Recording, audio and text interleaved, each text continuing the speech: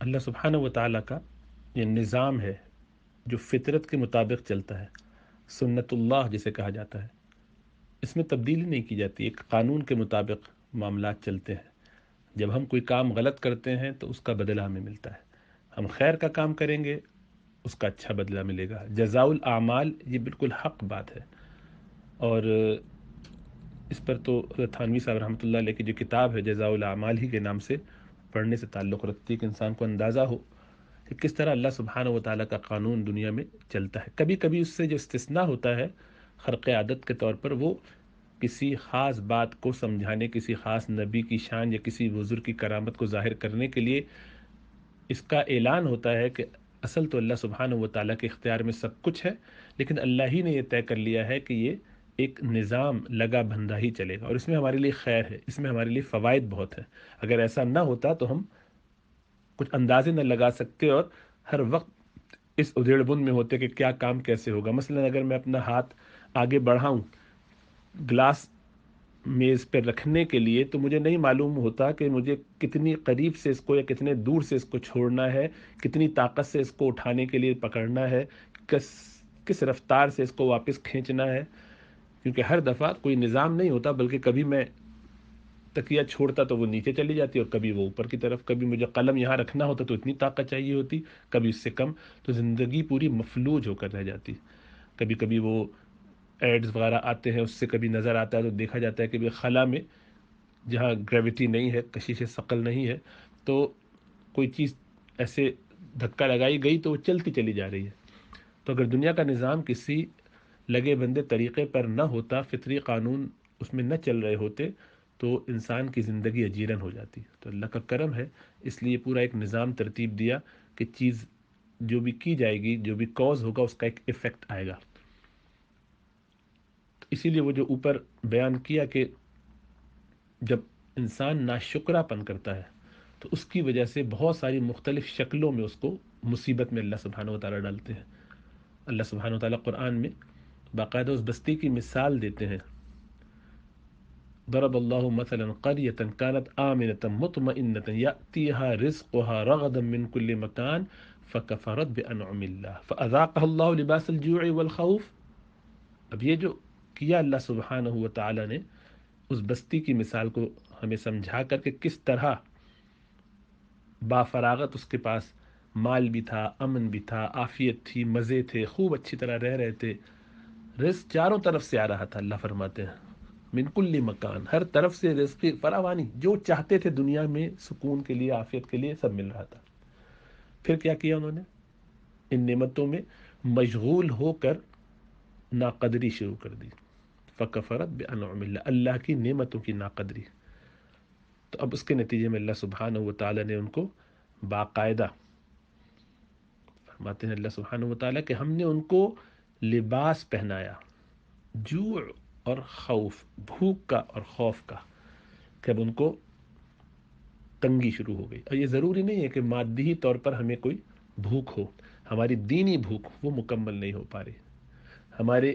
نظام کے حساب سے سیاسی بھوک، ایک خاص امیر کوئی آ جائے، کوئی ایک ایسا لیڈر آ جائے جس کے ہم منتظر ہیں، ہر انسان سوچ رہا ہے کہ امت میں اتنے سارے کام ہو رہے، کوئی تو ایسا شخص اٹھے کہ جو بس اعلان کرے اور لوگ اس کے ساتھ جمع ہو جائیں، جیسے پہلے ہوا کرتا تھا، کبھی صلاح الدین ایوبی کے نام پر لوگ جمع ہو جاتے تھے، کبھی ان سے پہلے اور ان کے بعد کے لوگوں میں۔ تو ایسا کوئی شخص، ایسی کوئی ہستی کئی سو سال ہو گئے اب ہمارے درمیان موجود نہیں ہے، کوئی ایسا امام، کوئی ایسا بزرگ، مختلف لوگ اپنے اپنے طور پر کرتے رہے ہیں چھوٹے چھوٹے سے ٹکڑوں میں، گو وہ ایک ملک کے حساب سے بڑا سسٹم بھی ہو، ایک جماعت بھی ہو، لیکن امت پوری 1.5 بلین کے قریب ہو، اور اس میں یہ چند سو ہزار لاکھ، چند لاکھ، 10 لاکھ، یہ کوئی اس کی گنتی نہیں ہے، 1% بھی نہیں بنتے۔ تو اتنی بڑی تحریکیں جو ہیں وہ بھی کل فیصد سے بھی کم ہوتی ہیں۔ ایک امیر کے پیچھے جمع ہونے کا جو ایک طلب، تقاضا، تڑپ ہے، ایک بھوک ہے، وہ پوری نہیں ہو رہی، اور ہم اس فقر میں لگے ہوئے ہیں، پریشانی میں مبتلا ہے۔ یعنی یہ ہمیں فخر نہیں، فقر، فقیری کہ علمی طور پر نیچے، ہم دوسروں کے خوشہ چین ہیں، غیروں کے آگے ہاتھ پھیلاتے ہیں۔ دنیا کا کوئی بھی علم کسی بھی میدان میں چاہیے تو اس لیے کہ جب ہمارے پاس نعمتیں تھیں ہم نے اس کی قدر نہیں کی، جس جس میدان میں ہمارے پاس جو جو نعمتیں تھیں ہم نے اس کی ناقدری کی. ہمارا فیملی سسٹم اچھا تھا، ہم نے اس کی ناقدری کی. وہ فیملی سسٹم بالکل ہمارے یہاں بھی ٹوٹ پھوٹ کا شکار ہے. ہمارے یہاں علماء کی ایک بڑی تعداد تھی. کسی اور مذہب میں دین کو اس طرح پروٹیکٹڈ انداز میں اس کے حاملین لے کر نہیں چلے. یہ دین 1400 سال تک اللہ سبحانہ و تعالیٰ کے وعدے کے مطابق چلتا رہا. پچھلی صدی تک، پچھلے 50 سال تک سینہ بسینہ ہم تک پہنچتا رہا. ہم نے 100 سالوں میں کھلی ناقدری کی. نہ صرف یہ کہ ان علماء کو کچھ سمجھا نہیں، بلکہ اس ناقدری میں اتنا بڑھے کہ ان کو زمین کا بوجھ، بلکہ بہت سارے لوگ تو یہ کہتے ہیں کہ ایک لائن میں کھڑا کرو اور بس ایک ہی گولی سے اڑا دو، دوسری گولی بھی ضائع نہ کرو. یہ زمین پہ عذاب ہے، بوجھ ہے، انہی کی وجہ سے سارے مسائل ہیں. انبیاء کے ورثاء کے ساتھ ہمارا جب یہ رویہ ہے تو ہم علمی طور پر بالکل پسماندہ ہو گئے. 200-250 سالوں میں ہمارے پاس ایسے کوئی بڑے بڑے لیڈران الحمدللہ آتے رہے، بڑے علماء آتے رہے، لیکن کوئی ہمہ جہتی ایسی شخصیت ہوتی کہ جو سب کو لے کے چل پاتی یا لوگ اس کے گرد جمع ہو پاتے، ایسا نہیں ہو سکا. اس کی وجہ یہ نہیں کہ ان لوگوں میں صلاحیت نہیں تھی، یہ وہ عذاب کا کوڑا ہے کہ جو ہماری بدعمالیوں کی وجہ سے جزاء الاعمال. کیونکہ اللہ سبحانہ و تعالیٰ اس امت سے محبت بہت فرماتے ہیں اپنے نبی صلی اللہ علیہ وسلم کی نسبت سے، تو ان کے لیے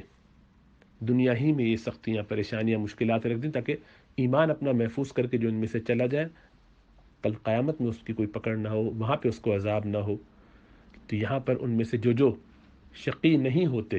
سعید ہوتے ہیں، وہ تو اصلاح کر کے، رجوع کر کے واپس پلٹ آتے ہیں. تو اصل تو غلطی، کوتاہی ہماری ہے. ظہر الفساد فی البر والبحر بما کسبت ایدی الناس. تو ہمیں جہاں جہاں کمی محسوس ہوتی ہے، علم کی کمی محسوس ہوتی ہے، یقیناً علم ہے، لیکن علم کی کمی کیوں ہے؟ وہ امت جس کی ابتدا اقرا سے ہو رہی ہو، جہاں علم کا اتنا شور ہو، اتنا زور رہا ہو، پورا ایک دورہ ہو، دنیا کے لوگ آ کے سیکھتے ہیں. جب یہ ڈارک ایجز میں رہتے تھے تو وہاں ہمارے یہاں علم کا یہ معاملہ، وہ امت کیسے جہالت میں پڑ گئی؟ وہ امت جو سخاوت میں مشہور تھی، آج اس کے حال یہ ہے کہ لوگ اس کو بھیک دے رہے ہیں. وہ جنہوں نے اپنے ہاتھوں سے دنیا کو لٹایا، وہ آج لوگوں سے بھیک مانگنے پر، اگر ان کے پاس مال ہے تب بھی، نہیں ہے تب بھی، اپنے ہی مال کے وہ خود ذمہ دار نہیں ہو پا رہے. بڑے خطے اپنے ہاتھ میں، پھر بھی کچھ نہیں کر پا رہے. وَيَوْمَ حُنَيْنٍ إِذْ أَعْجَبَتْكُمْ كَثْرَتُكُمْ فَلَمْ تُغْنِ عَنْكُمْ شَيْئًا وَضَاقَتْ عَلَيْكُمُ الْأَرْضُ بِمَا رَحُبَتْ وَظَنُّوا أَن لَّا مَلْجَأَ مِنَ اللَّهِ إِلَّا إِلَيْهِ. اور یہ بلکہ دوسرے حصے کی آیت ہے یہاں پر، تو یہ وَضَاقَتْ عَلَيْهِمُ الْأَرْضُ بِمَا رَحُبَتْ ثُمَّ وَلَّيْتُم مُدْبِرِينَ. پھر تم پلٹے پیچھے ہو کر. زمین تو باوجود وسعت کے اس لیے تنگ ہو گئی کہ خیال کچھ اور ہو گیا تھا. ذرا سی کوتاہی، ذرا سی کمزوری، ان نعمتوں پر شکر کے بدلے یہ خیال آ گیا کہ اللہ نے دکھایا کہ جب ایسا کرو گے تو نبی صلی اللہ علیہ وسلم تمہارے درمیان ہے، تب بھی وہی قانون چلے گا جو ہم نے طے کر دیا ہے، فطرت کا قانون. یونس علیہ السلام ہے، اتنے سال تک تبلیغ کریں گے، بات پوری ہوگی، لیکن قانون کے مطابق ذرا سا بھی ادھر ادھر ہوں گے تو اس کا جو نتیجہ ہے وہ آئے گا. ورنہ وہی کے ذریعے اپنے نبی کو روکا جا سکتا تھا کہ نہ جائیے، رک جائیے، تھوڑی دیر بعد جائے گا جب اعلان ہو جائے گا. نہیں، وہ پورا ایک نظام ترتیب سے چلے گا. انبیاء کرام کو اللہ سبحانہ و تعالیٰ معجزات ضرور دیتے ہیں، لیکن جہاں جہاں ایک نارمل زندگی ہے وہ ویسے ہی چلتی ہے. اسی طرح بھوک لگتی ہے، اسی طرح زہر کا اثر ہوتا ہے، اسی طرح جادو کا اثر ہو جاتا ہے. خوارق خاص مواقع پر کسی خاص حکمت سے، اور کبھی یہ بھی جتانے بتانے کے لیے کہ ہم اصل میں کنٹرول میں ہم ہی ہیں. یہ نہ سمجھو کہ سب چیزیں خود بخود ہونے لگی. اللہ نے کوئی رول تو کر دی، اس کے بعد آرام سے نہیں بیٹھ گئے. سارے کام اللہ ہی کی نگرانی میں، اسی کے حکم سے ہو رہے ہیں. تو سوال یہ ہے کہ ہوا کیا ہے یہ، جو کچھ ہو رہا ہے، یہ اس کا اصل سبب کیا ہے؟ قل هو من عند انفسکم، وہ ہمارے اپنے اندر کا مسئلہ ہے. ہم مخلص نہیں ہیں اپنے رب سے، اپنے دین سے، اپنے بارے میں سوچنے سے، اپنے بارے میں فکر کرنے سے، اپنی ذات کی اصلاح کرنے سے. اب اس میں علم جتنا سیکھنا چاہیے ہم نے وہ نہیں سیکھا، اس پر عمل جتنا کرنا چاہیے ہم وہ کرنے کے لیے تیار نہیں. جتنا کر سکتے ہیں اتنا کرتے، کوشش سبھی لوگ کرتے ہیں الحمدللہ، اور یہ ایک لہر ہے الحمدللہ. امید ہے کہ اس سے خیر پھیلے گی. دوبارہ کچھ آنکھیں کھل بھی رہی ہیں لوگوں کی. لیکن آپ اندازہ کیجئے کہ کسی ملک کو چلانے والے مین لوگ اس کے شہری لوگ ہوتے ہیں. گاؤں کے لوگ عموماً سادہ، کمزور، غریب، پسماندہ ہوتے ہیں. شہر کے لوگ یا مڈل کلاس لوگ آپ کہہ لیجئے، ان کو اب شہروں میں بستے ہیں وہ زیادہ، تو یہ جو مڈل کلاس بیچ کا طبقہ ہوتا ہے، یہ اصل بفر ہے جو بہت زیادہ ایلیٹ لوگ اور نیچے لوگوں کے مقابلے میں یہ ان کو چلاتا ہے، یہ ان کی ایک رائے بناتا ہے، محنت کرتا ہے، یہ طبقہ ہے۔ اب یہ طبقہ جب کرپٹ ہو جاتا ہے، اوپر والوں میں تو عموماً کرپشن مترفین ہونے کی وجہ سے آ ہی جاتا ہے، اس لیے کہ مال ہے تو اس کی وجہ سے کبر کا آنا، لیکن درمیانے جو لوگ ہیں ان کے پاس وسائل ہوتے بھی ہیں اور یہ ایک درمیانے درجے پہ رہتے ہیں، اس میں اگر کوتاہی اگر پھیل جائے یہاں سے وہاں تک تو پھر اوپر اور نیچے دونوں سمتوں کو خراب کیا جاتا ہے۔ اور وہ وہی ہوا کہ ہم نے 100 سالوں میں باقاعدہ، اس سے پہلے سے شروع ہو گئی تھی گراوٹ لیکن یہاں زیادہ، تو ہم نے جو ناقدری کی ہے علم کی، اہل علم کی، تزکیے کی، اس کی اہمیت کی، ہمارے پاس جو خلافت کا نظام تھا اس کی ناقدری، اس کی طرف کوئی فکر توجہ نہیں تھی، جو اللہ نے ہمیں دیا ہوا تھا ہم یہ سمجھ رہے تھے سب تو چلتا ہی رہے گا، کیا مسئلہ ہے، یہ تو ہمارے گھر کے کھیت کا مسئلہ ہے، کوئی مسئلہ، کھیت کی مولی ہے، کہا جاتا ہے گھر کی مرغی، یعنی ایمان کی حفاظت کی طرف یہ کبھی توجہ ہی نہیں جاتی کہ کبھی اس سے بھی ہمارا مسئلہ ہو سکتا ہے، ہم کبھی کافر بھی ہو سکتے ہیں، یہ تو خیال ہی نہیں آتا کہ ہم کافر ہو جائیں گے، کیسے ہو سکتا ہے، ہم تو پیدا ہے کبھی نہیں مانیں گے۔ تو اپنے اپنے گھروں میں دیکھ رہے ہیں آج بچے دین سے نکل رہے ہیں۔ تو دین کہ ہر شعبے پر، ہر چیز پر جو اللہ نے عطا کیا اس پر شکر ادا کرنا سب سے اہم ہے ہمارا، اس لیے شکر سب سے اونچا مقام ہے۔ ہمارا حال سوائے رونے کے اور کچھ نہیں، ہائے اس کا کیا کریں، ہائے اس کا کیا کریں، ہائے اس میں کیا ہوگا۔ اگر ہم ہر اس چیز کو دیکھنا شروع کر دیں تو ہمیں اندازہ ہوگا کہ ہر جگہ روٹ کاز میں کہیں ہماری اپنی ناقدری، ہماری کوتاہیاں، ہمارے گناہ یہ شامل ہیں۔ ہم اس کی اصلاح کر لیں، وہ ہم کرنے پہ اس لیے تیار نہیں کہ ہمیں اسباب کے درجے میں بڑی معمولی بات نظر آتی ہے، ہمیں نظر یہ آتا ہے کہ اگر میں کر بھی لوں گا تو ایک سے کیا ہوتا ہے۔ بھائی اس کا مقصد